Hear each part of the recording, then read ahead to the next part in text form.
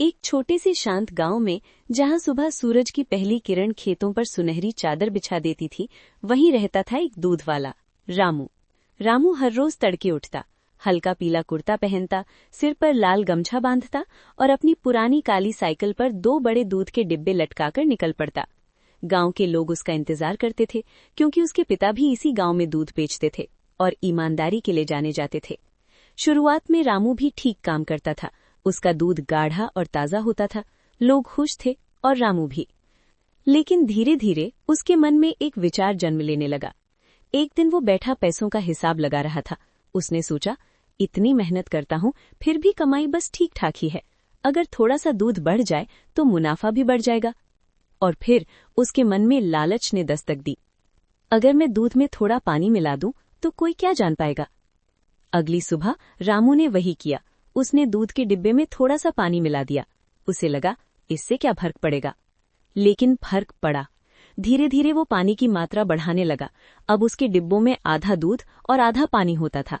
शुरू में किसी को कुछ समझ नहीं आया, लेकिन कुछ दिनों बाद गांव की सीता काकी ने ध्यान दिया। रामू, आजकल तुम्हारा दूध पतला क्यों हो गया है? दही भी ठीक से नहीं जमता। रामू मुस्कुराया और झूठ बोल दिया, काकी, आजकल गायें कम दूध दे रही हैं, इसलिए ऐसा है। काकी ने बात मान ली, लेकिन शक की रेखा उनके चेहरे पर साफ थी। इधर रामू की कमाई बढ़ने लगी। उसने नई घड़ी खरीदी, नए कपड़े सिलवाए, दोस्तों के सामने शेखी बगाड़ने लगा। उसे लगने लगा वो बहुत चालाक है। फिर एक दिन गांव में मेला लगा। रामू ने सोचा, आज तो कमाई 2 गुनी होगी। उसने इस बार दूध में और ज्यादा पानी मिला दिया।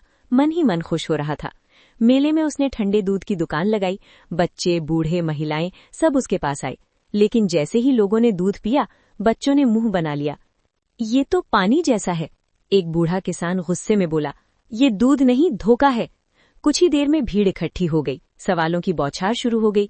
रामू पहले बहाने बनाता रहा, लेकिन तभी वहां गांव के मुखिया जी आ पहुंचे। उन्होंने खुद दूध चखा।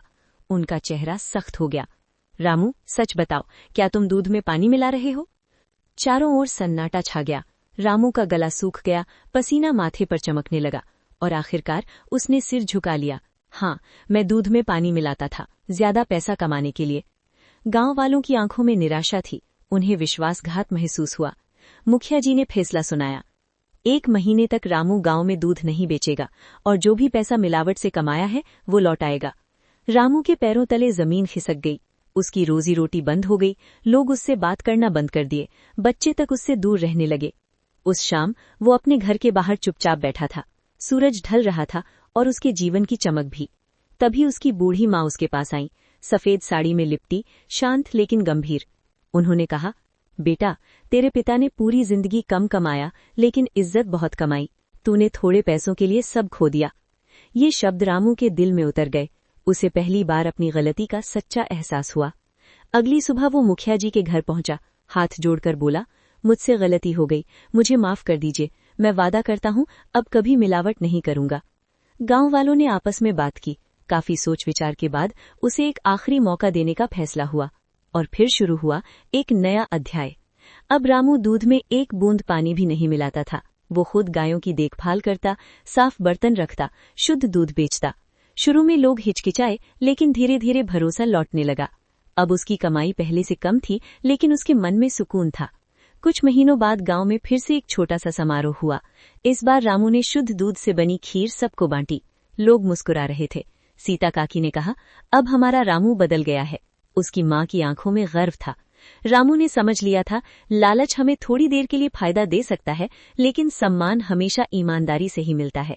और उस दिन के बाद रामू ने कभी बेईमानी नहीं की। कहानी की सीख, लालच बुरी बला है। ईमानदारी से कमाया गया थोड़ा सा धन भी बेईमानी के ढेर सारे पैसों से ज्यादा कीमती होता है।